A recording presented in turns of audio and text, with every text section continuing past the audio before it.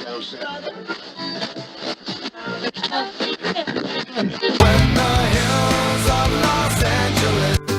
Angeles, I'm and most Hollywood nights. She goes to California, oh, California. What you say about Los Angeles? LA got the people saying,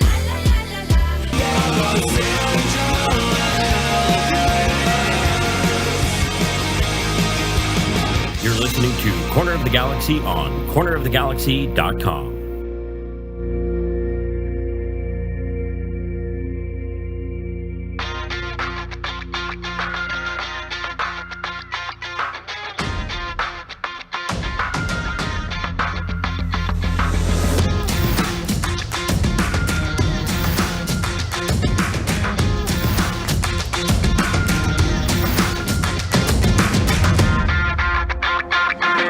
Welcome to Corner of the Galaxy, the show that talks 100% LA Galaxy soccer. We're glad you could join us. Now it's time to sit back and relax as your hosts navigate through the twisting, turning, but never boring world of the five-time MLS Cup champion, LA Galaxy. Hello, everybody, and welcome to Corner of the Galaxy on cornerofthegalaxy.com. Coming to you on a Thursday, March 25th, the LA Galaxy getting ready for the New England Revolution, the first, I guess, maybe real preseason game. It's not going to be real. Galaxy's still missing a whole bunch of people, but you do get to watch it. It is on Spectrum coming up on Saturday night. We have that. We have a schedule release that was very, very interesting. Caught us all off guard. A lot of our predictions went totally wrong, so we have a bunch of numbers to tell you why that schedule is a bear. Christian Pavone updates, rumor updates on 2 targets. Yes, we have real information. You're going to want to stick around for that as well as some updates on some internationals who are out there doing some things as well. So, to help me do all that, he's back, the hammer himself, Mr. Eric, the Portuguese hammer Vieira. Eric, how's it going, buddy? It's going well. I'm excited to be back, and it is real soccer. They're real humans. They're really playing. They're kicking a real ball. So yeah, this is real soccer. I don't care what anyone says. We're back, baby. Are you sure about that? No, I'm not. No. I like your background, by the way. If you're watching us on video, and I always implore people to watch us on video, if you get the chance, you can listen to us on the podcast too. It all works. I feel like we can paint pictures with our words. But currently what Eric is sitting in front of, his background, has the old 96 logo sort of hanging in there. And then there are planets in the ether out behind him, and soccer balls that also look like planets. So it's pretty correct in terms of, all the stuff they're finding on Mars. This is basically what they have. Yeah, I was going to say, this is not to scale. So if you are watching, don't use this in any textbooks, but this is pulled from last season with the 25th anniversary. They did a 1996 inspired website. So this is kind of the Netscape vibe that it went for. And it's something that I dug when it came out. And I said, I need a background given my current situation, trying to cover up my little renovation of my studio here. So I figured last week I went with Tech Green. This I'm going with the Netscape 96 planetary design. So I'm digging it. I'm glad you like it. I can dig it. I can tell you the LA Galaxy, very busy, lots of stuff. And like I have done on every show now since basically the Tech Green kit was launched, the community kit, I would like to give everybody a kit update. Psych, everybody was ready to go and fast forward another 20 minutes. Guess what? If there is an update, which there is, it'll be way in the show. All right, I'm not going to put it up front. It doesn't need to be up front. I'm just about over the crest of not doing any more of those. But there is a little bit of an update I just want to tell you about, but we'll get that a little bit later. The LA Galaxy, I kind of want to talk about this first. There's some big health issue stuff that I want to talk about. But the first thing is the LA Galaxy had another super secret scrimmage, Eric, and we find out about them afterwards, although I did know about the Columbus one before it happened. And so we found out that the LA Galaxy played LAFC, crosstown rivals, and a 4-4 draw. Now, there was supposed to be no information released, but our good friend on Twitch, Chicharito, decided to tell everybody what the score was. And then I think Augie Williams also decided that if Chicha was going to talk, then Augie was going to talk too. And so Augie scored a goal, Chicha scored a goal. It was a tie game, 4-4. That sounds like a lot of goals in a preseason game, but... That was the surprising thing to me, is like, where did the four goals come from? Is this the same squad that struggled to score against the San Diego Loyal, and now they're putting up 4 against LAFC? So I thought that was interesting. You're absolutely right. And I think you talked about it last week, how, being on the podcast, maybe the job gets a little easier sometimes. And So one of these examples was Augie Williams and Adam Saldana. They were posting pictures inside Bank of California Stadium, and people are sending that to me, and I'm sure they were sending it to you also, of like, what's going on? Are they leaving the team? Are they trialing with the rivals? And it turns out it was just the scrimmage. It was the super secret scrimmage that they didn't want anyone to know about, but everyone found out about, even with their blockbuster DP spilling the beans there. So I'm okay with it. I think it's good. You want to get as many reps as you can, get as many scrimmages, and they're in town, so why not make it a local little backstage derby there? Well, I mean, that's what it was about, and that's what you have to understand that they went for, and that's why they didn't tell. Can you imagine if they told everybody that there was a preseason game against LAFC? They'd have to hire security, like they'd have to put barricades up. You'd have to worry about obviously the health implications of all that as well, with COVID going on. So for me, totally understandable why they didn't say a dang word about it. And it was funny because when I asked, I was told, I texted some people at the Galaxy and was like, hey, did you guys have because I saw the pictures coming from the guys. I said, hey, did you guys have a scrimmage against the LAFC? And they're like, nope. Right. And I'm like, okay. Wow. I'm like, okay. And then they called me and we had a little discussion and sort of about that. And basically what the idea was that they didn't want to release any information. Both teams agreed not to release any information about it. That happened with Columbus as well. Do you know why Columbus didn't want to have any information released? Because if you're thinking about a game that should have been like had some video, and there was a little bit of video I think that got shared for, or some pictures and stuff like that. But do you know why they didn't want to? I don't. But indulge us. That's why I listen to the podcast. That's why you're here. I co-host, is just to get the firsthand information here. So I think Columbus was worried that they're playing in the Champions League and they didn't want anybody to see what they were doing in the Champions League. That was they're worried about people scouting the low angle sideline video that they were going to put out for that stuff. I have no idea. I mean, part of me wants to say I respect that, but at the other side, it's like, do teams really care? Were they really going to be that at risk from a scrimmage or whatever? Unless, Caleb Porter's trying something revolutionary and going outside the box and super secret. What is it? He's got secret probation. Yeah, he's got Giassi Zardes at right back. That's what I heard. No, we've seen that movie. Aaron asks in the chat room, why didn't more starters play against San Diego? We know that there were some injuries, some just light stuff, some really limited knocks. Villafana, I think, had a little knock. I know Chicharito possibly at that time had a little knock. Chicharito, by the way, played in the scrimmage against LAFC. We know that because he scored a goal.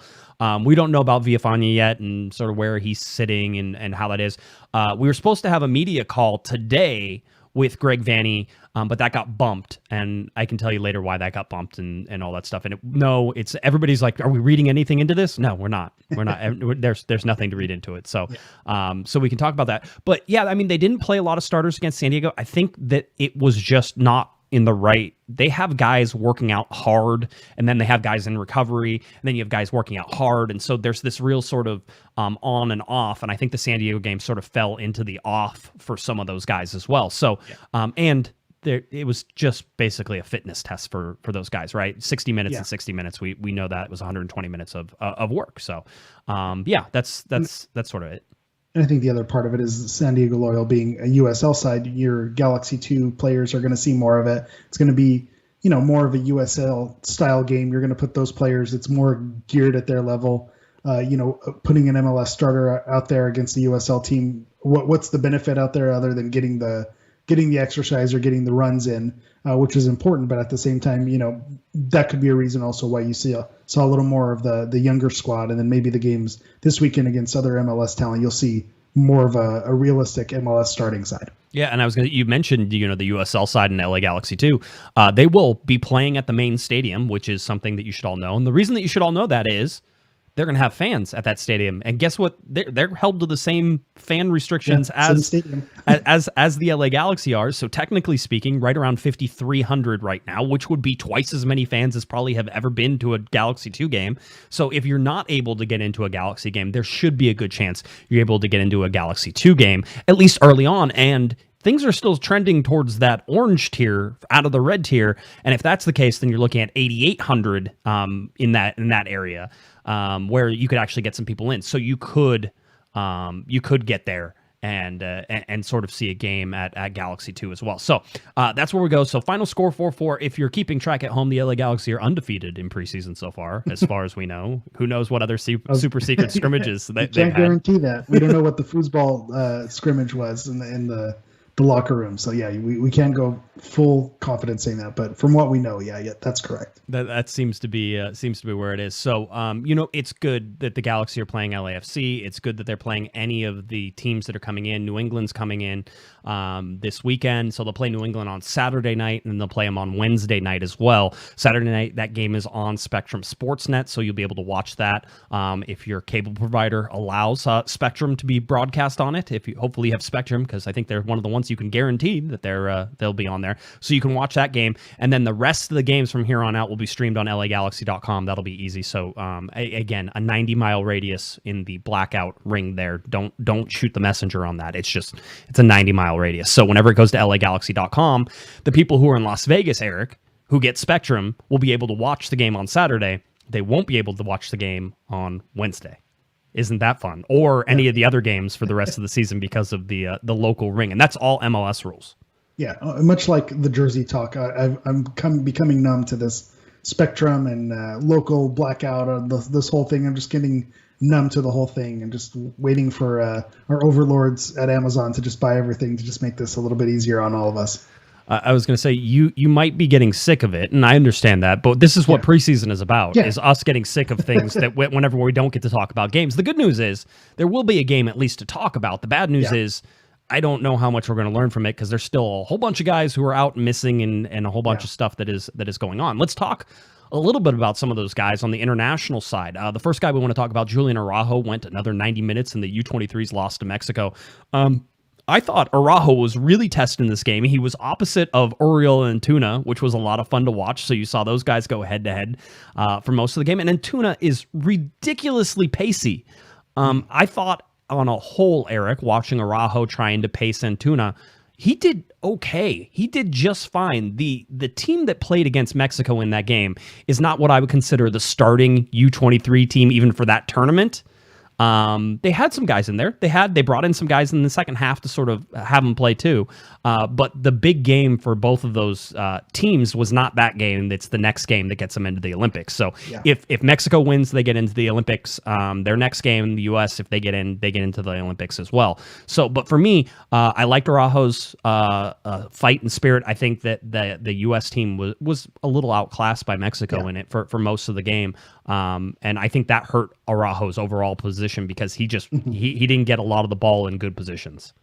Yeah, I think I'm of two schools. What else is new? I'm of two schools of thoughts. Yes. I think that Julian Araujo, if you saw some positives there, you could say, okay, it's good he got the start. It's good he got to play against in this tournament, the top competition that you're going to be able to play against. That's the top team in the tournament. But the bad thing is, again, that he was put in some difficult situations, with Antuna, coming at him, and Antuna, who's much improved even so from his time with the Galaxy. He's someone who's gotten some senior call-ups.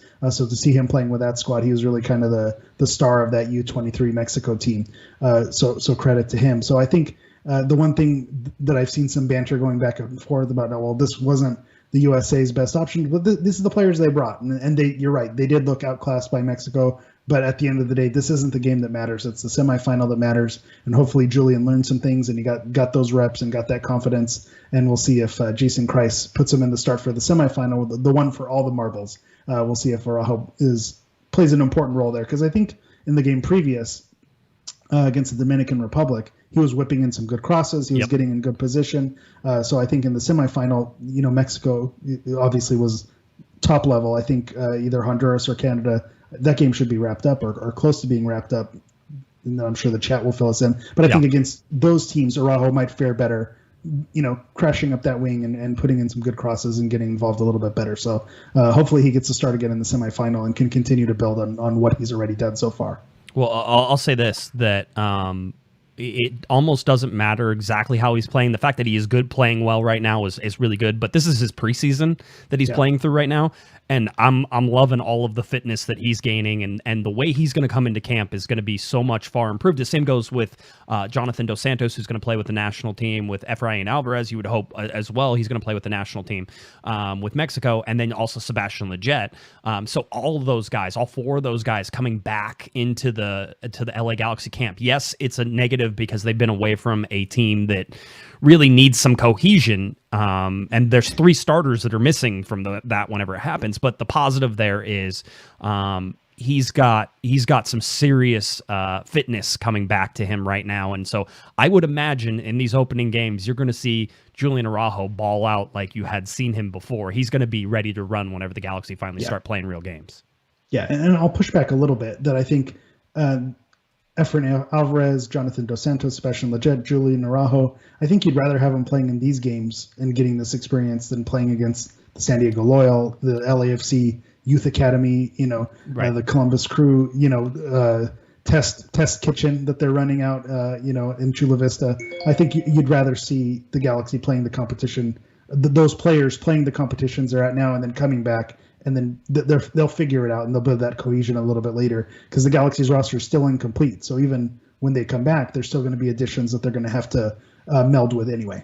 Well, we mentioned the other guys who are away on national team training. Jonathan Dos Santos, Efrain Alvarez will not be back or will not be playing with Mexico until this Saturday. So Saturday, a 1 p.m. game, they're playing against Wales in Wales.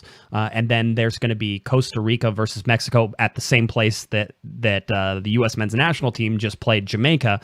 And so those will be the two games for Jonathan Dos Santos and Efrain Alvarez to watch. And then Sebastian Lletget got his run out tonight in a 4-1 win. The U.S. men's national team winning 4-1 over Jamaica, a CONCACAF opponent. The score is going to be flattering, especially Sebastian Lletget.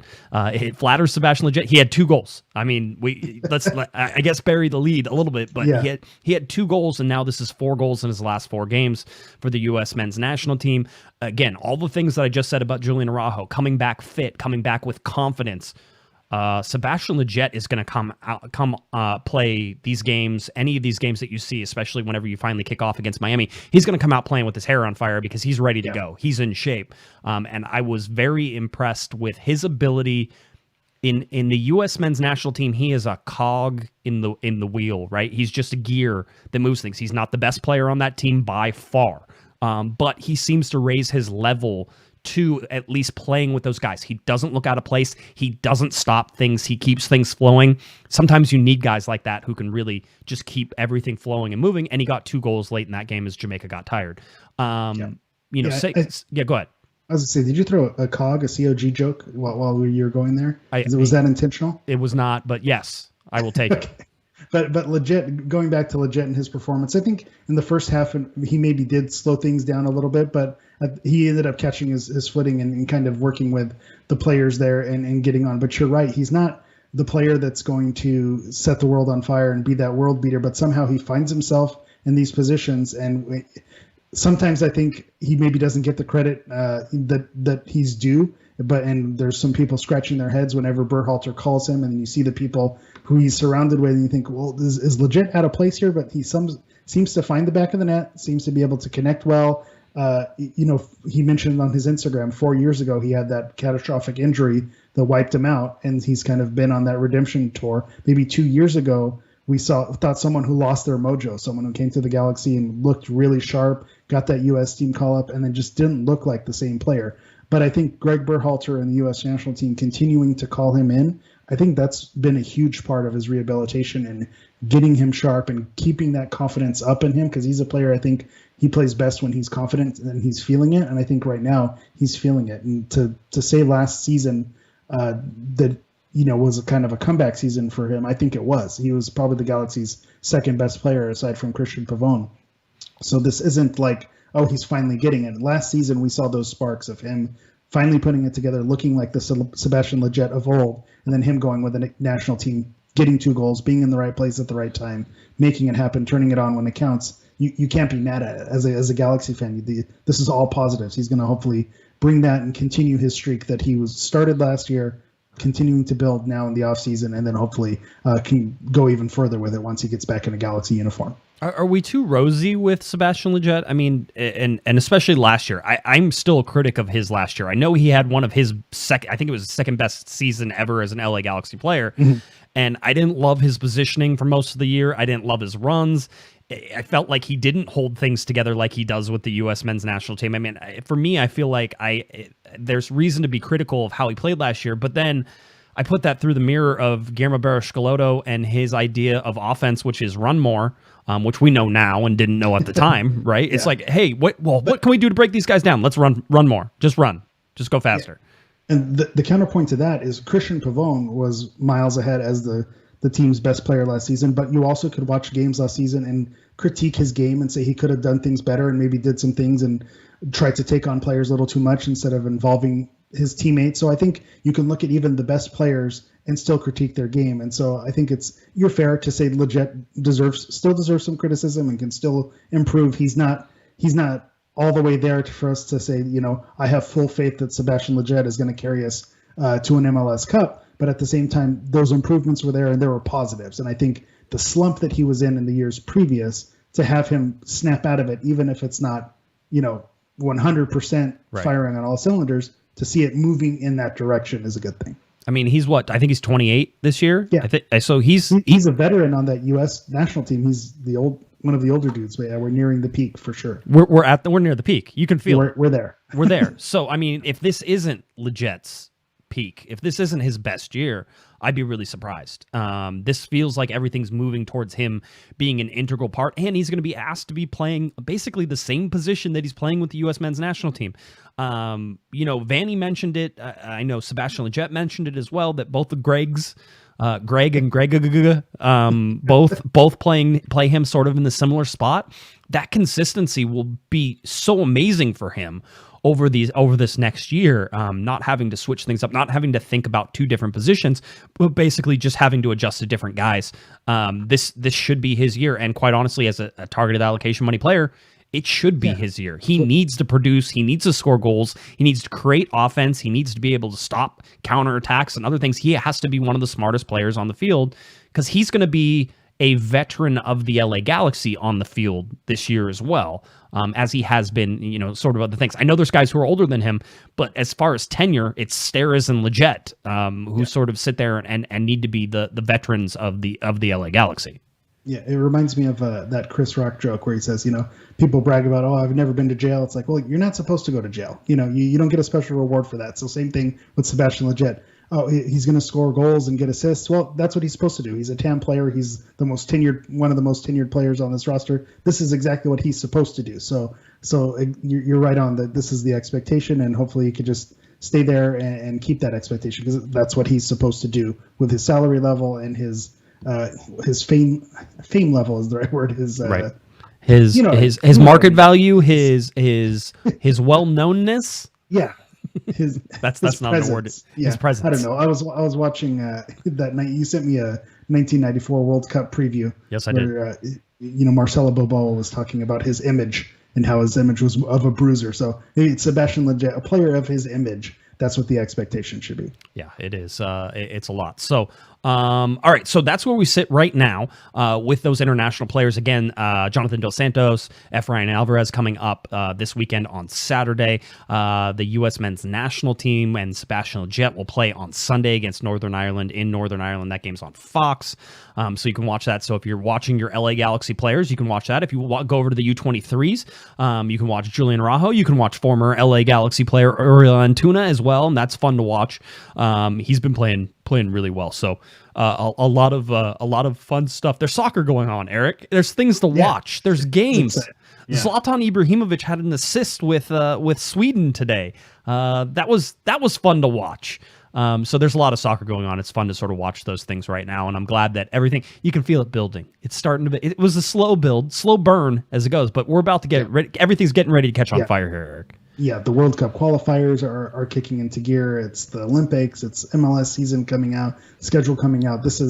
We're getting to the boil. People are getting vaccinated. We're going to be hugging each other soon. So this is an exciting time. Good segue, Eric. Good segue. The governor announced today, everybody here in California, if you're listening in California, the governor announced today that starting April 1st, those 50 and older will be eligible to get a vaccine. That wasn't really the big news because he buried the lead even with that one, which is starting April 15th, those 16, as in 16 and older can get the vaccine as well, which means that basically everybody listening to this who has a driver's license will be able to go out and register for a vaccine. By the way, I would suggest that you figure out where your county is registering and register now, because they're going to start pulling from those lists first. So if you want to get a vaccine, and look, you're basically, if you get it on the 15th, if you're in there, you could basically start going to Galaxy games vaccinated here, within a relatively short amount of time. If you get the Johnson & Johnson, that gives you, 10 days. You're good to go. You're almost there. One shot and you're good to go. So April 15th is when that's going to kick off. That is great news. It's funny, whenever we used to talk about the LA Galaxy and shots, we were usually talking about tequila. Now we're talking. I was going shots on goal, but yeah, you're right. Mezcal, tequila, that goes a different direction too. Yeah, there's all sorts of shots whenever you're talking about soccer now. So, but yeah, absolutely get registered right now. You can do it. I had been registered for a long time before I got called, and it seems like Orange County is even doing, basically if they have open appointments, they're grabbing people for that stuff as well. So get registered. And that's the other thing. I guess I had a few people contact me. I didn't get a survey from MLS, but I guess there was a survey that went out to MLS fans. I'm not sure how they decided who got it and who didn't, but there seemed to be some shading and some implications that if they are going to go back at a higher capacity, that some type of vaccination form or vaccination, not a requirement, but that might make your life a little bit easier to get in the stadium if you have that requirement. That, reading between the lines, it looks like MLS might be going in that direction, kind of showing your card and going to the front of the line type of deal. So if that's something that you're interested in, you're ready to go back, then that's something that you'd go for. And I know a lot of people who are, calling local pharmacies and in-store pharmacies and seeing if there's spots available. And so it's a little luck of the draw, but if you keep making those calls and you're persistent, then you can get it done. I liken it to when the PS5 came out. People were waiting in the queues and waiting their turn and trying to make it happen. And it's same concept. If you could do it for a PS5, you can do it for a vaccination. So best of luck to everyone. Happy hunting out there. Yeah, Aaron, by the way, was saying you can't register now for April 15th. That might be an LA County thing. I can tell you in Orange County you can register. You'll just be told you're not eligible, but you're still in the system. So then you will become eligible whenever they flip that switch. So that I know that. And that one is othena.com, OTHENA.com if you're in Orange County. Just giving you a little heads up on that one. Let's see. Oh, by the way, if me getting the vaccine would convince somebody else to get it, I have gotten my first shot. And so I will You survived. Yeah, I did. So far, so good. So good cell service around April. Yeah, super good 5G service now, and Bill Gates only talks a little bit in your ear whenever you're trying to sleep.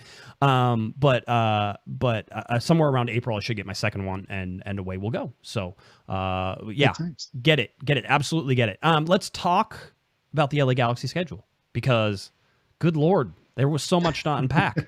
The LA Galaxy schedule coming out on, was it Tuesday or Wednesday? It all blends together now. I think it was Wednesday, wasn't it? It was just yesterday? No, it was Tuesday. It was yesterday. It was Wednesday. Wow, God, the days. I know. The days are blending. 34 game schedule. We had surmised from the opening two games against Inter Miami and New York Red Bulls that MLS, Eric, was going to go ahead and definitely, absolutely, 100%, absolutely go back to a normal schedule this year, right? Because if you're playing two East Coast teams to start everything off, clearly they're going to have you play East Coast teams and West Coast teams and everything. And we really clued you in that MLS was just going to consider this a regular season again, right? Yeah. Well, that's what you were cluing us in, but we were not right. we were wrong. So that's absolutely nothing new there. And by the way, Lucio in their chat room, a little super chat. Thank you for that. We appreciate it. Very much. You should ask us a question next time. You can always change the topic and get a question answered if you give us a little super chat. But we certainly appreciate that. Let's go to this schedule. So Inter Miami and New York Red Bulls, the first two games already announced. Then MLS decided, well, that's enough Eastern Conference for you crazy people. It is all Western Conference. So MLS went ahead and regionalized this schedule again, Eric. So you have 2 games against Eastern Conference foes. You have 32 games against Western Conference foes. Yeah. Good Lord. When you put it that way, that's why it makes sense. It seems like if they could have done a 34-game schedule only doing Western Conference, then they would have done that if it would have been even. But I think they needed to even out the numbers. And if you look across the league, every team has only 2 teams from the other conference. So it's not like the Galaxy are an anomaly here where they're the only ones who get 2, and then there are other people who get more. Everyone gets 2 games in the out of conference, and it's to balance out the schedule. So you get every Western Conference team 3 times, and then you fill the schedule with 2 appears to be random opponents from the opposite conference. Well, I mean, we really have to break this down too. And listen, boy, do I have some charts for you. Like I have charts on charts on charts on charts. So we're probably just going to start rolling through some of these.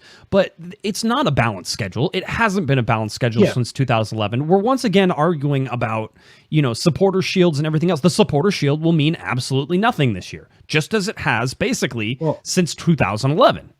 We've had this idea in the past, and I think it's probably more valid this season than ever, is you do a Western Shield and an Eastern Shield, because you're balanced on one side. Obviously, you can't go for the whole league, and then but then you're who makes the second shield? Do you get another Captain America shield? Do you go with the Wakandan version? I'll tell you. I'll tell you, and I know you've sort of looked at it, but it's not even balanced on the Western Conference side of things either, because there's some teams you play 2, some teams you play 3. There's not a balanced schedule to be had anywhere in this, in this. And it's just, I don't mind the supporter shield. It's great, but there's a lot of things that come with it, and really your benefit of where you're located, and who you play. And to me, I can't get behind that. And with 27 teams, it's not going to work. I understand that too. So why don't you get rid of the supporter shield and give it to like the runner up of the MLS Cup gets the other Champions League, stuff. Like give it to somebody who's accomplished something rather than like, a team that almost won the supporter shield, Columbus Crew, who then ended up winning MLS Cup. They had a better season than some of those other ones around it. It's just, I don't like this. I don't like it, and it's going to continue to go this way, and I don't think there's any solution, but I'm going to continue to complain about it, if that's okay. Yeah, that's fine. I think you can't say it's not an accomplishment, because you obviously have to win all those games and beat the teams in front of you to say it's something, but to say you're the best team in the league, I think you can't call yourself that. So I'm okay with, giving it as a secondary pathway, because it is somewhat of an accomplishment, but I don't think it says, bar none, you're the best team in the league, because you're right. It's not a home and away perfectly balanced situation. You want to see how the games lay out per month, Eric? Because that's also a little crazy. That's a fun one, yeah. Yeah. So April, because it starts in the middle of April, you can understand you're only going to play 2 games in April. That's fine. They kick into gear in May, though. They get 5 games in May. 5 is not an unreasonable number because it's basically 1 every weekend plus 1 midweek in there. It's not horrible. You can usually do it. Sometimes it even works that you can get 5 in a week, 5 in a month through the weekends without having a midweek game, right? So you can get that. So you get 5 games in May. That's fine. Then June only has 3 games, and we'll talk about that and tell you why. And then July has 6. August has 6. September has 5. October has 5. And then you finish off, again, a short month in November with 1 and 2, but also some, I think, World Cup qualifying or some international. There's some friendlies in there as well. So you go 2, 5, 3, 6, 6, 5, 5, 2. All right, that is. I don't think that formation is gonna work with Greg Vanney. No, he's gonna need more at the back. Really, that's what I see in all this. But no, when you look at this, we want to start framing this with this schedule, because you see all the games, you can see them listed, and until you start breaking it down and understanding what is actually happening in this, you don't realize how condensed and how packed this schedule is. So of course, I made a chart for that, Eric. Yes, you were gonna say. I was going to say, this is actually my favorite chart. This is my favorite version when you lay it. Go back to the other one you had. This one? By month. Yes. And so, shameless plug. If you go to @Galaxy Profile on Instagram, I actually created this with the teams plugged in and the dates. So, if it's a Sunday, a Saturday, Thursday, Friday, actually no Thursdays, but Monday, Tuesday, there's some weird games. So I have it in there, and I like that layout because it's all, you see it all in front of you with the teams. You get an idea of the short days rest. You get an idea of the months.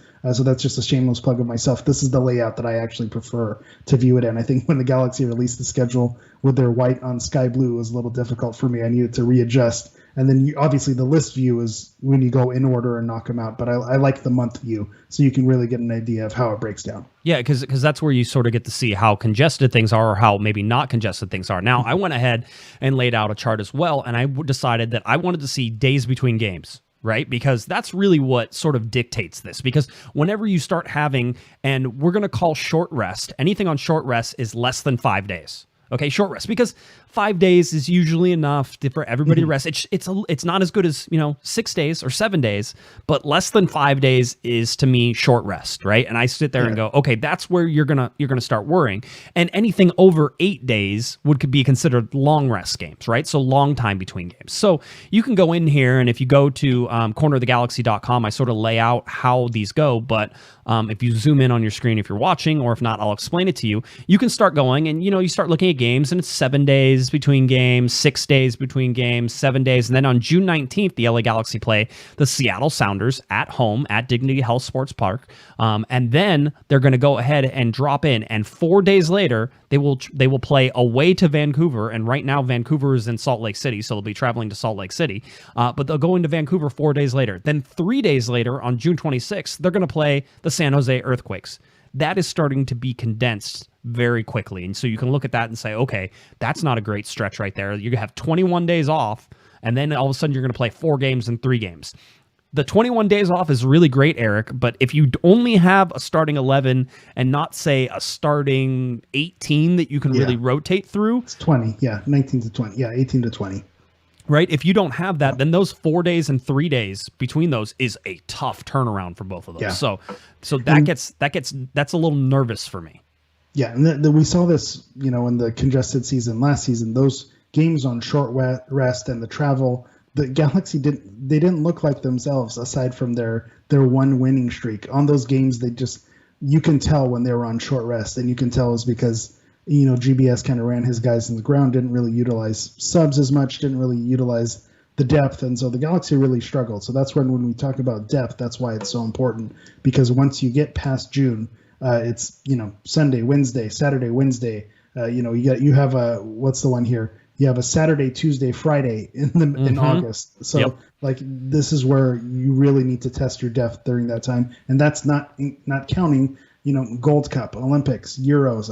Although I don't know the Galaxy are going to be affected by the Euro, but when you talk about other teams as well being affected by this, so there's all the breaks and players being released during this times, and who knows what the COVID restrictions or time in between getting players in and out, hopefully with vaccines, if they get players going vaccinated through a work situation, then maybe that makes things a little bit easier. But it's going to be tough, and I think the Galaxy's depth is going to need to be tested, especially once you get into those dog days of summer. In total, 15 games played on short rest. 15. So there are 34 games. Nearly half of those 15 are played with less than 5 days between games. So that's a huge number. That's where you're focused. That's why you just talked about depth, Eric. Without that depth, those 15 games are going to be extremely difficult. And they're grouped together. Just, oh man, it's a nightmare whenever you look at some of these, and it's not great.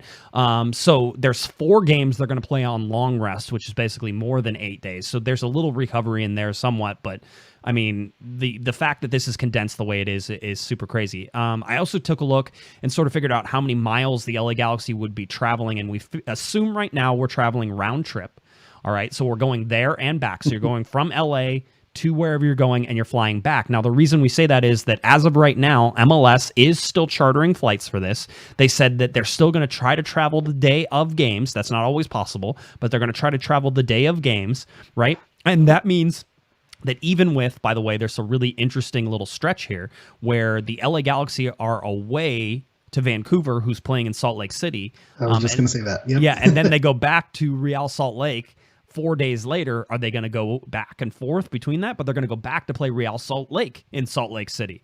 as that stands right now. Now, by July, perhaps Vancouver is back up in Vancouver, right? And so we could sort of look at that. But that's true. I did take a look at all of these mileages between cities, and basically the LA Galaxy are going to be traveling round trip 33,394 miles, which is probably less than they would in a normal MLS season because you're not getting a bunch of those East Coast trips. Longest trip, obviously, is the first one going to Inter Miami. Do you know the longest trip in Major League Soccer from LA? Do you know which one that is? I've been around long enough to actually, I do know that. It's Montreal. Montreal's, yes. Basically on the other side of the continent. Yes. It's about 100 miles further whenever you really do it. It's about 2,400 miles instead of 2,300 miles. So Miami's close. I mean, that's a long flight. And the good news is that you get that one out of the way first, and then all the other ones will be more regional. Yeah. And so with the regionalization of the schedule, this is all in response to COVID. All right. That's why it was regionalized. They're trying to keep the distance travel. They're trying to keep day of travel the same. Okay, so that's why we look at all this. And if you go and watch this on the video, you can see I made a nice little map with all of the destinations the LA Galaxy will be traveling to. You'll notice there's no Vancouver in there because they won't be traveling there. Do you know the shortest away game the LA Galaxy travel to? Cool. Again, using my eyes, that would be San Jose. Am I correct there? No, you're not, because it's LAFC, it's which LAFC. is only 12 miles away. On. Yes, that's I know. Not fair. If you have to get on a plane, it is Salt Lake City. So I mean, or not Salt Lake, San Jose. San Jose. So Santa Clara. Yeah. I mean, it's San Jose is the airport you're traveling to. So then you're not going to fly into San Francisco and drive down from. Trust me, you're into San Jose. So anyway, so that's where we stand on that. Now I have a yes. Sorry, if you want to go back to that chart, I just think if you're you like the deep cuts of Corner of the Galaxy, this is the most Josh Guesman chart. You're going to get a lot of schedule analysis. You're going to hear a lot about the MLS schedule release. You're not going to find the flight path on any other podcast or any other website. So this one tickled me just because it's a very Josh chart, the flight path chart. Yeah, I had to look in Google like a program that would let me plot airports and measure distances and do all that fun stuff as well. If we look at the 2021 calendar or the schedule in terms of day of the week count, right? We know that the LA Galaxy play a game on every single day of the week except for Thursday, which is interesting. Usually there's always a Thursday match. Sometimes you don't get any Tuesday matches. Tuesday's usually the one that's left out. But in this particular case, Thursday currently has 0 games being played on. I don't imagine that will stay that way, Eric. I imagine something will slip, something will move, and the Galaxy will end up playing a game on a Thursday. We were talking about this off air, and it was funny to me. I was like, well, Tuesday, that's kind of a weird day. Who do they play on a Tuesday? And they play the Colorado Rapids. And I think every season for the last 3 or 4 seasons, the Colorado game has been rescheduled for one reason or another, whether it's an Open Cup reschedule or, there's the plague going on at their stadium, or if their whole team is wiped out with COVID for one reason or another. Colorado just that game doesn't like to stay on the schedule for its scheduled date. And the fact that it's on a Tuesday on a week where the Galaxy goes Saturday, Tuesday, Friday, who knows if that game is actually going to land there. Maybe they go the following Thursday to make it all work out. And that way everyone's happy. They're going to do it. For those people who complain about midweek games or weekday games, I should say, not midweek, because we actually differentiate those. Weekday games right now, there are 12 games that will be played Monday through Friday. Those are weekdays. There are 22 games that will be played on the weekend. So that's good news. That's a big chunk. That is. The weekday, I would say. Yeah, we'd have to look at previous ones, but it seems like that's an increased number. Well, certainly with the Mondays and the Tuesdays thrown in there and some Fridays, that sort of bumps up those weekday games. Wednesdays are normally the midweek day. And the midweek games this year, there are nine midweek games. We basically call a midweek game whenever there's a game on either side of it for a weekend, right? So you have a midweek, like if you play on a Tuesday, but you didn't play on the weekend before it, that's not necessarily a midweek game. We wouldn't classify that. So there's 9 midweek games that have games on either side of it. That's my guess anyway. I'm sure you could start arguing and say, well, actually this game, there's 10. I was trying to look at 34 games and try to figure this out pretty fast. So you go, but still, and then you run away. There you go. You run away quickly. If you look at this, the majority of the games are played on Saturdays, Eric. So that should make most people happy because Saturdays are the games everybody likes to go to. Everybody likes to watch. That's the highest viewership is usually on a Saturday. All of those things trend to that. So Saturday, there are 14 games on Saturday. There are 8 games on Sunday. I know people don't like 8 Don't like the Sunday games. The Friday night games, those 2 games, those are always good. In terms of usually attendance, you can get some good Friday. There's usually traffic issues. That's why Friday isn't great. Again, we're assuming that eventually we're going to get like back to full attendance at the stadium this year. Especially once you get into that August, September, and I think before the MLS schedule release, they said that rivalry week was going to be in August. I think it's usually in August anyway, but I think when you think about the way things are going, if you schedule, you want your rivalry games to maybe have the most atmosphere in the stadium, I think we'll probably be pretty close to being back in that August, September range. Yeah, I think that's what it feels like right now. So that's where you sit. So, 1 game on Monday, 1 game on Tuesday, 8 on Wednesday, none on Thursday, 2 games on Fridays, 14 games on Saturdays, and 8 games on Sundays. That's how that breaks down. Now, if we go to start times as well, I thought this was interesting because not only is start times important, one is all of these start times are Pacific time. The reason that matters is we like to talk about a little thing called body clock, right? Mm-hmm. And whenever you're talking about body clock, sometimes whenever you travel to the East Coast and play a game, it's a lot earlier than you're normally used to playing a game, depending on where you're coming from. The LA Rams talked about body clock games a whole bunch and how that affects their players' performance. And so they're complaining about early games that have early body clock games, right? Now, same happens on the East Coast with teams that are on the East Coast and travel west. They might be playing a game, it's a 7 o'clock game, and that's a 10 o'clock, kickoff for them, 10 p.m. in their mind and their body clock. So we look at body clocks and we look at these games and we sort of see the distribution out across this. 1 game at 12 p.m., 4 games at 12:30 p.m., 2 games at 2:30. Let's see, I'm trying to just hit some of the bigger ones. 6 games at 5 p.m. There is 6 games at 7 p.m. and 8 games at 7:30 p.m. with 1 game still TBD. Yeah, when you factor in as many home games, 7:30 is like the magic. You almost want to gear, if you're going to talk about gearing your body clock, like that's what you want to gear it to, and then adjust, everywhere else as it goes. I think Tom Brady mentioned it, in his run up to the Super Bowl after his move to Tampa. He'd set his bedtime at the exact same time, no matter which time zone he was in. He would set his, sleep time so he'd get that same pattern, or at least it was the same number of hours, something along those lines. So there's definitely the science behind it now that these teams are getting privy to. So it is interesting how it's going to work out. But I think 7:30 is just that's the magic time. That's when most of these games are going to be going off. And then just thankfully the noon game is the Portland game. So we'll see. Usually it's like noon in Houston in July, and you just want to throw some chopsticks in your eyes or something. But yeah, it seems like that shouldn't be too bad. Let's go over TV broadcasts real quick. And there are 16 nationally televised games for the LA Galaxy. That's good if you hate Spectrum Sportsnet. If you love Spectrum Sportsnet, they have 18 games, so 18 regional broadcasts for this as well.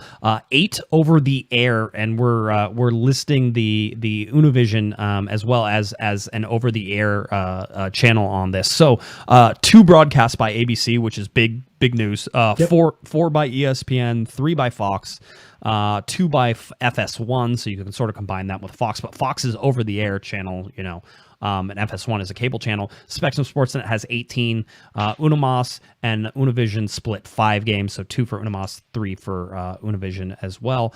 So that sort of sits you there. So 16 nationally televised, 8 over the air, 18 regional games. So those 18 games, if you don't have Spectrum, is where you're going to have to figure out how to watch that game. So that's sort of the heads up.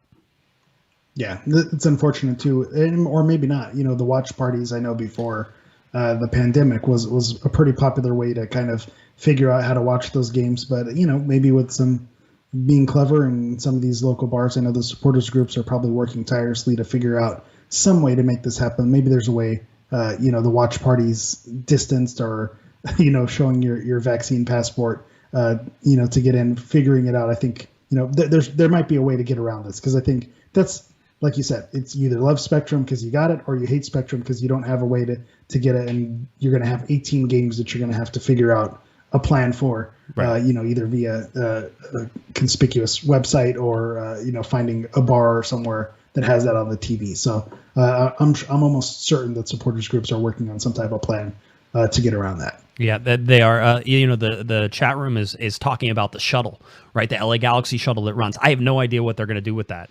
right now. So that'll be something that we will need to, I need to ask, really. That's what I need to ask.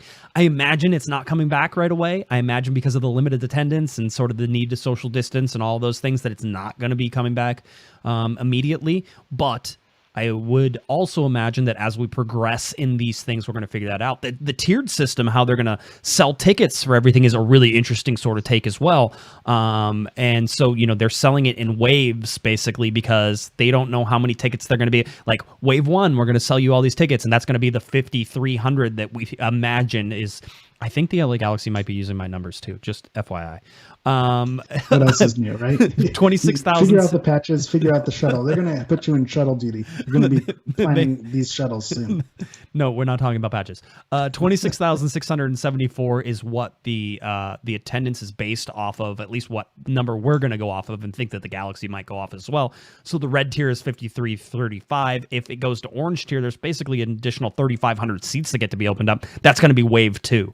So whenever we look at that, that's sort of why we're saying there's waves and how that's going to go as well. So anyway, that's where we're at with the schedule. I mean, I'll go back and look at this schedule one more time here, Eric. And to me, it's an extremely tough schedule. This is just there's no relenting on any of this. And I almost forgot the one that I really want to get to is schedule by opponent. How many times are you going to play each team and that? So you're looking at some of the better teams that the LA Galaxy are going to have to play 3 times. In fact, all the good teams that I would consider good teams right now in the Western Conference, save for maybe Sporting Kansas City and Dynamo, are sort of on the edge of being a dangerous team as well. Certainly, they're dangerous to the LA Galaxy because they never seem to play them particularly well. Yes. Same thing with the Colorado Rapids. I'd say the Rapids and Austin FC would be one of those teams you'd want to see a third time. But you're right. But then you look at a team like the Whitecaps, who's close to the bottom of the league, and them going undefeated against the Galaxy. So you never know how it doesn't always go how it's supposed to go on paper. But I would agree with you that's the tough thing with the unbalanced schedule. Also, is I think the Western Conference has a stronger conference, so you're just naturally it's going to be a tougher schedule just by geographics. Also, and this is one of those truths in sports, right? You can take this one to the bank. This is true every single year. If your team sucks, your schedule is harder. Okay, so just science. So yeah, it's just science, right? Because you're like, man, all these teams are better than us. That's how that works, right? The LA Galaxy have not been a good team. So when you look at this and you say, well, you play FC Dallas 3 times, you're like, well, that's not great. FC Dallas is a solid team. They're usually very competitive. They're middle to upper side on the Western Conference, so they're going to be dangerous. Yeah, they're scrappy. LAFC, obviously, one of the best teams in the Western Conference. You get to play them 3 times. The only positive that you can take from that is that it's 2 times at home and 1 time away. Hopefully that matters. It has mattered in years past, but will it matter this time? So LAFC, Minnesota United is a very good team right now, 3 times. Portland Timbers is a good team. You play them 3 times. Real Salt Lake, they're maybe one of the softer ones, and certainly with their ownership question up in the air, I would say that maybe you have a better chance, but you're playing them 3 times, and I think you play them twice in Salt Lake City. I'd have to go back and look it up. Yeah, I think RSL's had some turnover and some changes. I think they might be a team that takes a dip this season and maybe isn't at their best. I think that's, if you're looking at where you're going to make up some of these points because you have the tougher opponents, RSL might be one of those games you circle. San Jose Earthquakes, you play them 3 times. I was trying to go back and look through all of my San Jose Earthquakes stuff. And at Dignity Health Sports Park, at Stanford Stadium, no surprise. Where's that 3rd game at Dignity Health Sports Park? Okay, so they get 2. So they don't. So it's. I was trying to see if they're going to actually play them at their stadium. Yes, at the airport, because that's my favorite one to go to. I like watching the planes land, and the press box sits over the field too. It's kind of cool. But anyway, so that's where you sit on all these. And again, I'll bring it up and just sort of, San Jose, you play them 3 times. Seattle, you play 3 times. I mean, that would be the one you'd really want to avoid in the Western Conference. They're always good. They're always dangerous. Vancouver Whitecaps, probably the softest team you're going to play 3 times, but Not when they play the Galaxy. Not when they, that doesn't. Maybe it's different if they play them in Salt Lake City. Maybe that helps. They have the altitude advantage now. They didn't have that in Vancouver, so they just had the carpet advantage. You play Austin twice, Colorado twice, Houston twice, Sporting Kansas City twice, and then Inter Miami and New York Red Bulls once because you're only playing 2 Eastern Conference teams. All right.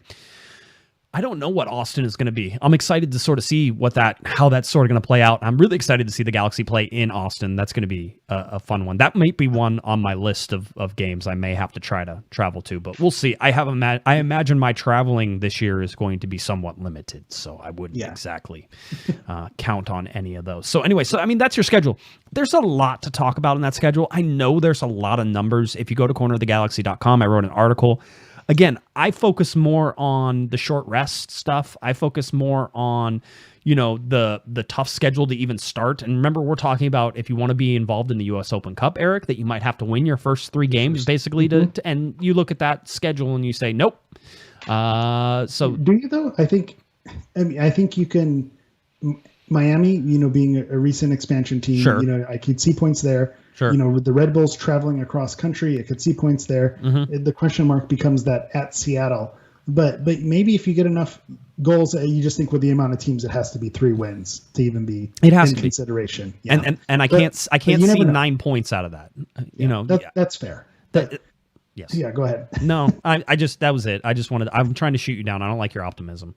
That's why I like schedule days, because I kind of went through and say, well, maybe they can get, I tallied up something. I was like, what's the number? 45 points, 50 points in that range? I was like, can I find 50 points in the schedule? And I have like an optimistic version, then a realistic version, and then the pessimistic version. So I could see anywhere between like 40 points and, 55 points. Who knows how it's going to shake out? But that's the beauty of schedule season. And shout out to you. I'm a homer. I like to gas up Corner of the Galaxy. Of course, you're going to see the schedule. You're going to look at all the games. Mm-hmm. But the in-depth analysis of the days per month, looking at the flight patterns, looking at the days of rest, you did a great job laying that all out. So if you weren't watching on YouTube and seeing all the charts, I highly recommend you go to cornerofthegalaxy.com and check out all those charts, because Josh put a lot of work into it, and it brings a different angle when you see those things with the short rest, with the days of the week, with the kickoff times. It really snaps into focus a lot of these dates. Ola in the chat room, a little super chat there. Ola says, how come there are only 29 likes on this video, but 79 people are watching? I mean, listen, Ola, here's the thing. We're not going to tell you to smash the thumbs up button. That's not really our style. But for you, Hammer will do it right now. So Hammer, let's hear it. Don't forget to like and subscribe and smash that like button and subscribe to get notifications. Can you tell my kids watch YouTube? Yes. This is what I'm used to hearing in the background. So yeah, set notifications, like, subscribe, do the whole deal. Help us out. Thanks, Ola, for paying us for that ad. Yeah, that's right. We're getting paid for our own advertising. I like this. Jeff, shout out a little super chat for there as well. So thank you. Appreciate it. Thanks, Ola. All right, let's go to a little bit more news. I don't think we've talked about this yet. Victor Vasquez was on an airplane traveling to Madrid. He's in Spain. I don't actually know where in Spain he's at, but he's in Spain. He was traveling to Madrid, and he said that on my way to Madrid to get the U.S. visa, right? So he's still on visa watch. We imagine that he did get his visa and that he will be traveling to the United States here within the next couple of days. We do not, however, understand when he'll be here in terms of the quarantine. Now, the quarantine coming from outside of the United States traveling from certain areas, I think Spain might be one of them, is 14 days. So, yeah. I know Portugal had to reschedule their home European World Cup qualifier because of COVID concerns. So, Spain, Portugal kind of in that same neighborhood. So he may be coming from an area where it's a higher restriction and may require a little bit more time than maybe if you were coming from a different spot. Yeah, it is. The big thing about Victor Vasquez that I would like to point out is that his N95 mask that he's wearing is, from all accounts, I think I could say very close to LA Galaxy blue. He made an effort there. By the way, this guy has made all the right moves in terms of efforts of trying to reach out to fans and doing stuff. He's going to be a fanfare. You're going to love him. Yeah. I already know. And again, I don't know how much of an impact he's going to have on all this stuff, but he's going to be a good guy to sort of watch and follow. And as a fan, I think you're going to really enjoy him as a Galaxy player. So just sort of keep an eye for him. Grand Sir as well. Sam Grand Sir, we're also waiting for his visa and his information to arrive. It always seems like the LA Galaxy, Eric, take longer than everybody else to get players in, but I'm going to refrain from commenting on that for right now because I actually don't know that to be true. That just seems like it from observation. I think it's one of those things where it just feels that way. I think every team probably who signs a new player, it feels that way. I can't think of a comparison where right now where I've heard of a player who's recently signed to another MLS team and then is already in there and working it out. So I think it's just one of those things. As a fan, we're too close to it that it just feels longer. Yeah, it does. Let's get a little bit to, I want to give you a ticket update. I was contacted by the people over at FC Tucson to give you guys a little heads up. If you're going to the Visit Tucson Sun Cup 2021, which is the tournament the LA Galaxy are playing in, they are playing there starting on Saturday, April 3rd, then they play Wednesday, April 7th, and Saturday, April 10th. But if you were interested in that last game against Real Salt Lake, which is Saturday, April 10th, currently, whenever I talked to them earlier today, only had 70 tickets left. I was told that by far LA Galaxy fans are the ones buying most of the tickets for the Sun Cup right now. And so if you're interested, you should go to fctucson.com. You can click a buy tickets link there. I think the tickets are $20. You have to buy them in little pods because they're keeping everybody separated. But I am going to tell you, once again, 70 tickets left for that last game. And I know people bought them, so I'll imagine there's right around 50 tickets left if I'm guessing how it goes. And I might get another update tomorrow, so pay attention to Twitter for that. But if you're thinking about going, and this is outside, I want to say, it seems like they're going to do a very good job of keeping people, separated from everything. I think they can do 10% attendance at the stadium, which isn't a whole bunch. Yeah. So Smaller stadium too. Yeah. Yeah. So get there, get your tickets. Cause again, LAGalaxy.com, 90-mile radius. If you are outside that 90-mile radius, you will not get to watch that. That's an MLS rule. Once again, MLS rule. I just want to point that out. I want everybody yelling at me because of that. And I think I've seen some people who, maybe don't even have tickets to the game or maybe don't even plan on getting tickets to the game, but they just know Arizona's maybe has a little bit different, circumstances surrounding, and maybe they're just going to meet with friends and get together if they feel comfortable with that. And so, if that's your bag and you want to do it and you don't even really care about getting tickets to the game and you're just there, you just go in there for a good time, maybe that's your thing too. I don't know why anybody would travel to Tucson, quite honestly. It's for me, it's a no-go. There's not much to do there. So yeah, anyway, I'm just kidding. It's a nice enough place. The resort area is really just stay away from the college. That's all. Aaron, a little super chat. My Araujo jersey supposedly will arrive September 29th. What are the chances that Araujo will still be on the Galaxy by then? 25%. I mean, I think he's gone. I think he's gone this summer. I've said that. I'm on record saying that. I can't change my mind now and be like, oh no, he's not. Okay. No, he's gone this summer. All right, I'll respect that. I think what we saw from Araujo, I think he may be. Here's the thing. I think he's maybe not all the way there yet, but at the same time, we saw someone like Reggie Cannon today, and we had a little bit of a discussion on this off air. Reggie Cannon is someone who maybe benefited from going to Europe and playing. And getting playing time and is going to improve from that. So Araujo, while he might not be there, going to Europe and signing with a club or going on loan where he can get some playing time, I could see that happening. But it is interesting that Aaron brought that up about the second batch of community kits. Their availability isn't until September, so you can't order them now. But Can I tell you I don't believe that? I imagine that I think they're going to come around August. I think maybe even July. Still a ways away. That's still not. That's not a 4-week shipping. I'll just tell you that one of the ones that I ordered that has a COG on the back and says 13 for our 13th season covering that I wanted to sort of commemorate that for. The one that I got from the MLS store said it would arrive around April 15th, and I have it in my possession and have had it for many weeks. Okay. So understand. I think it's faster. But I mean, I don't know that. They haven't told me. I'm not the jersey whisperer. All right. So anyway, let's get to some rumors. You must not have been listening to our last few weeks. You know how much, you know how much crap I took for updating people on and it's not just, I had people complaining about me updating people.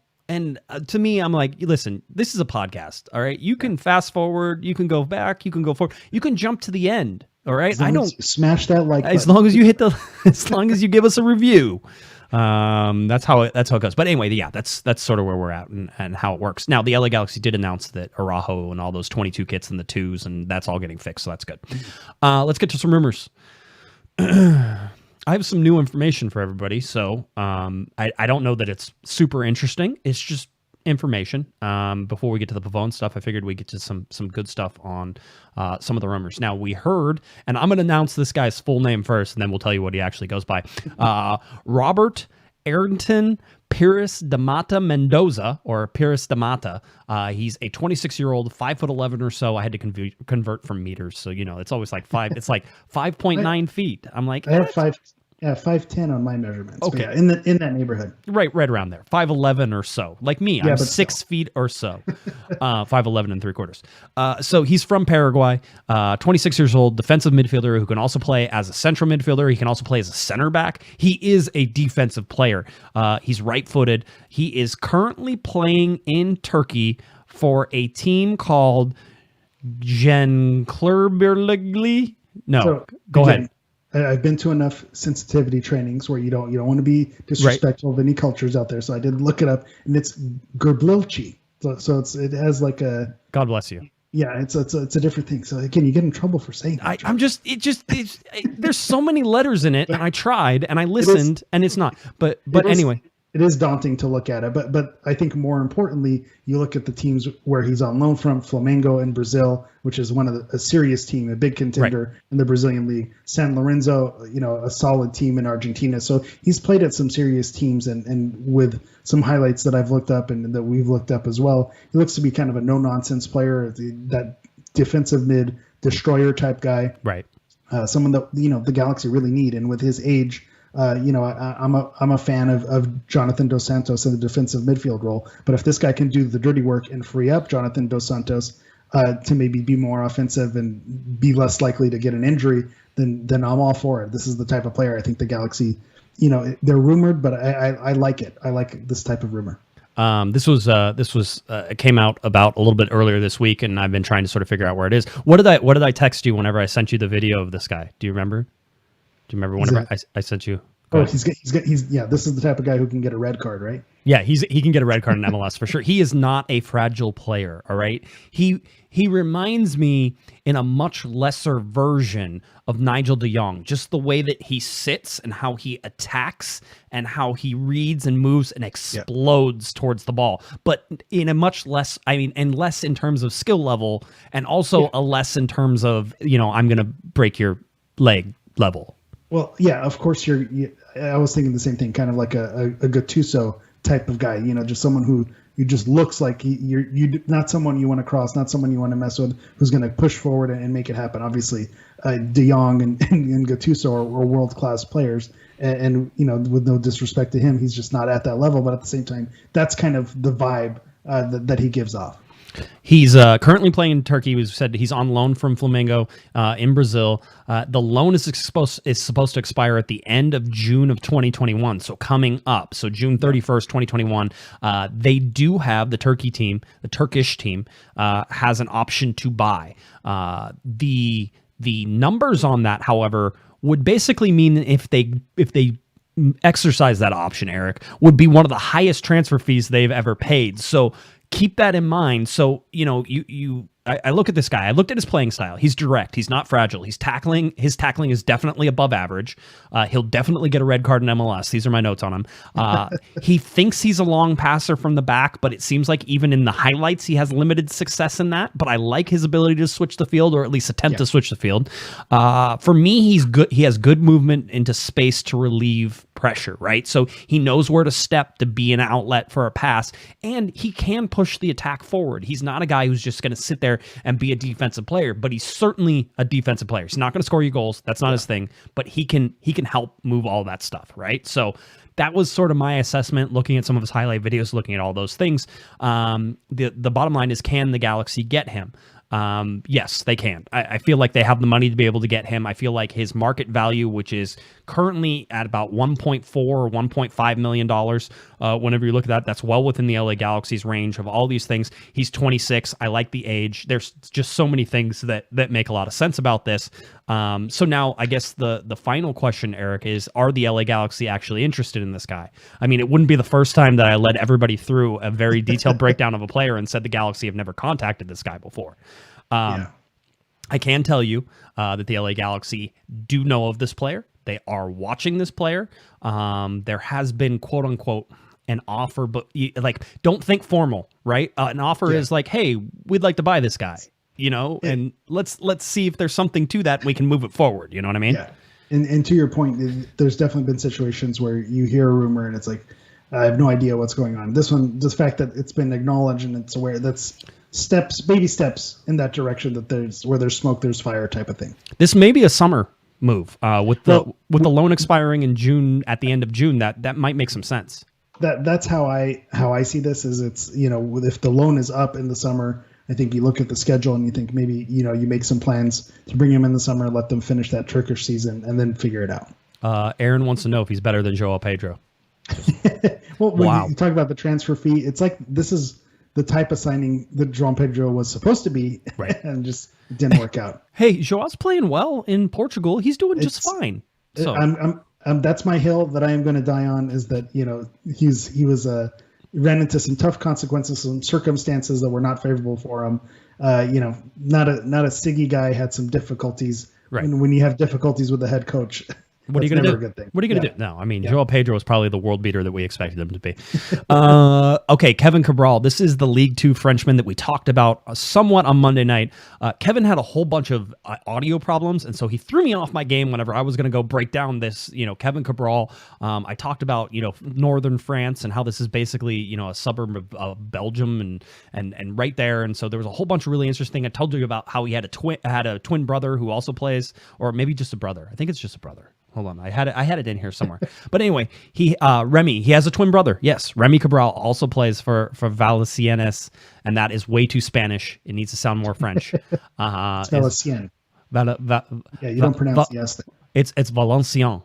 That's what it is. It's Valenciennes. See, now I'm going to get the cultural sensitivity training. Yes, you are. It totally screws me up that it looks Spanish and that it's in French. Valenciennes B is the team that Remy Cabral plays for. Anyway, we talked about that. I can tell you the same thing with our defensive midfielder up there. Pires de Mata is the same with Kevin Cabral. The LA Galaxy know of this player. They have had talks. There's nothing formal, so I don't know how far these can go. I mean, they talked to a bunch of people. There's clearly some interest there. We will see whether or not they can sort of put anything together and bring these are. But I really liked Cabral. I think that might be a really fun signing. It gets into the U22 one as well. So that's where we sit with those two rumors. Francisco, we saw your super chat. I saw it. Eric saw it too. I know, because I saw his eyes sort of go sideways. I want to get to that, and we will. I'll force Eric to do it because I like to do that. And so we'll get to that. But I have to get through a little bit of a Christian Pavone update, and we didn't plan on having one. And the reason that we didn't was because we didn't think that there was actually anything to update you on. But just before we started, I'm talking about minutes before we started, I got a text from John Rojas, and John Rojas sent me over basically a letter that he got from Christian Pavone's lawyer. This is what I think we know happened. He was supposed to be in court on Tuesday. He was not in court on Tuesday. We think he was actually went to court on Monday, although we actually heard reports that he was there the previous Friday. But right now it seems that he went there on Monday. He did not speak. He did not offer a testimony. Basically, they just showed up to the prosecutor's office. That way, they could receive a full transcript of all of the stuff that his accuser had put them for. They put forth against him. It's still a process. Basically, the lawyers think that that they still feel very confident that they're going to clear him and that it's going to happen soon. And so that's where we sit with that. There is no real update. That is the update. We are done. Yeah. Okay. And that's the other unfortunate part, is we thought we were going to get. I thought, maybe I thought wrongly, that we were going to get some information that put it in one way in one way or the other. But it appears that kind of cases are sealed in a way where we're not really going to get that information, and then we'll see how it plays out. All right, so that's where we sit with Christian Pavone. Before we get to a dramatic so Francisco gave us a super chat, and he wanted a dramatic intro for the New England Revolution game that is happening on Saturday. So I'm going to let Eric think about that for a second. While he does that, I'm just going to give you the brief jersey update that I have The LA Galaxy announced today, and we were actually the first ones to announce it, that they did sign the deal with Herbalife to have the Herbalife 24 logo put on the left sleeve. That's honey on the right sleeve, Herbalife on the left sleeve. You will not be able to buy that at retail, at least not from the LA Galaxy. I've seen that Nikki's apparently has those patches and can put them on. So Nikki's Sports, I don't know which one, but it's around. Things are there. Go to cornerofthegalaxy.com. You can read all about that if you're interested in it and why it happened. And there is an explanation of why it happened. And don't expect that the LA Galaxy got any more money for this. Okay, there was no additional funds that got transferred over to the LA Galaxy for this. Simply a retention move by the Galaxy. All right, so that's small kid update. Nobody can even fast forward to that. If they do, they're going to miss your dramatic intro. So, yes, but also within that, I think buried in that press release or whatever was mentioned there is they did say that fans will have an opportunity to get game worn jerseys because they're not available to sell those in retail. So basically what we were saying, the only way to get the authentic is by bidding on something through the foundation to get that game worn jersey. You know what? I think if I'm nice enough, I can get one that we could auction off. And maybe we'll do it for the LA Galaxy Foundation too. I don't care. I love supporting the LA Galaxy Foundation. It's my favorite thing. But we can get a player issue one to auction off. I think I can make that work. Maybe they owe me just a little bit. Maybe I can pull a string there on that one. For all the jersey talk. That's right. So one to give away. Maybe that's the trade-off. It was all worth it. It was all worth it for, well, I mean, yeah, realistically, that's a $300-something shirt whenever you can't get it from anywhere else. Maybe more for the auction stuff. Yeah. Yeah. $250 is the starting spot usually around starting spot. This place. That's good to know. Didn't know that. All right. Are you ready? Do you want to do this? I'm not. Okay. If you've followed since I've started doing the dramatic previews, kind of started as an ad lib thing, and then it got more and more scripted and deeper and deeper and crazier and crazier. So this is kind of going back to our roots of off the cuff making it work. So no, I'm not prepared, but I will honor Francisco in the super chat and make it happen. See what I can pull out of my rear end here. Ladies and gentlemen, for the first time in 2021, a little dramatic intro for your game coming up, a preseason game where there won't even be that many starters, but a preseason game against New England Revolution. I can speak. It's fine. We're doing just fine. New England Revolution, that game kicking off at, let's see, I want to make sure, 7 p.m. Pacific time. That game on Spectrum Sportsnet coming up Saturday, March 27th. So here he is, the Hammer, with your dramatic game intro. This Saturday, Joe Tatino and his soothing sounds will return to Spectrum Sportsnet as the New England Revolution come to Dignity Health Sports Park to take on the LA Galaxy in one of their first real matches in the MLS preseason. That's right, real live human soccer is being played, and the LA Galaxy are in the mix. We are excited to see the LA Galaxy and see what they can do with their starters. Is this redemption season for Chicharito Hernandez? Are we going to see or are we going to see Bruce Arena return to the Health Park to support the party? We also have the beloved AJ De La Garza returning to Dignity Health Sports Park. Will he cause some damage? So let's find out what happens this Saturday as the Galaxy take on the New England Revolution at Dignity Health Sports Park. All right. I mean, there you go. I think you did well. I would like to point out there is you were fine. I don't want you to complain. You were fine. There's this weird thing that happens with Skype, and people don't really know that this happens with Skype, but it happens with Skype that whenever you play music, that it tries to basically overwrite or box you out, so you start breaking up a little bit. So I had to throttle the music back down a little bit whenever we're doing that. But you got your dramatic intro. So I mean, I think that was definitely worth $4.99 as far as I'm concerned. That's my going rate. That's your going rate for dramatic intro. Okay. Now good. And I've also seen the chat. The player issued shirt I'm wearing right now is definitely not for sale, but the player issued dramatic intro that'll auction off. That'll work. Okay, good. Glad we could help out there and do that stuff. All right, I think that's it. I'm looking through the rest of the notes.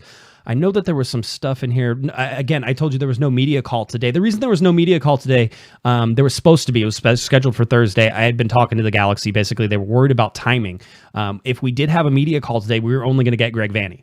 And so there's a core group of reporters who can sort of make some decisions and say, hey, that would be great, but it would be better to have more people on it. And so the reason that we could only have Greg Vanny is they decided to have practice down at the beach today. And so Greg was going to come back and do the press conference, but instead we everybody pushed it, and so it'll be on Friday, so it'll be tomorrow around noon plus 30, is right around that area. Yeah, but I will say with the beach day, and I know the Galaxy released some photos of them at the beach, got some Top Gun vibes there. I know they only released photos, but I would like to see some video. I want to see Jonathan Bond getting up and spiking a ball. I think that'd be some good content if they have it.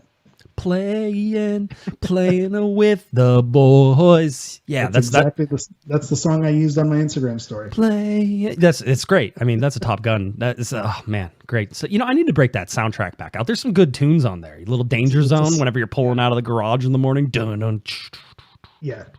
Anyway. That soundtrack is perfect road trip music. I mean, for us, for everybody else, they're like, why are we listening to this? Kenny Loggins just rocking out. Yeah, that's how it goes. All right. So yeah, that's why there was no media call. So the media call will be tomorrow, Friday, around 12:30 is my guess. Greg Vanny talking, and then I think we're also going to get Jonathan Bond and Jorge Villafana as well. So haven't heard from either of them in the media call, so that'll be great to have them. That's where we're at. All right. Anything else, Eric? Are we good? Yeah, we sang Top Gun. We gave a dramatic intro. I think we left it all on the field there. That was it. We did it. We're good to go. All right. Why don't you tell people where they can find you, and we'll get on out of here. All right. As always, you can find me on Twitter at HammerEV. You could also follow me on Instagram at Galaxy Profile. That's Galaxy PROFOUL. Also had a T-shirt collaboration with 1-2 Threads, the Chicharito-inspired Redemption Season T-shirts. Go to 12threads.com if you are interested in those collaboration T-shirts. All right, that's great. It's very nice. I have my Diamond Dog shirt on. I know people were sort of wondering what it is, but I got my Diamond Dog shirt on.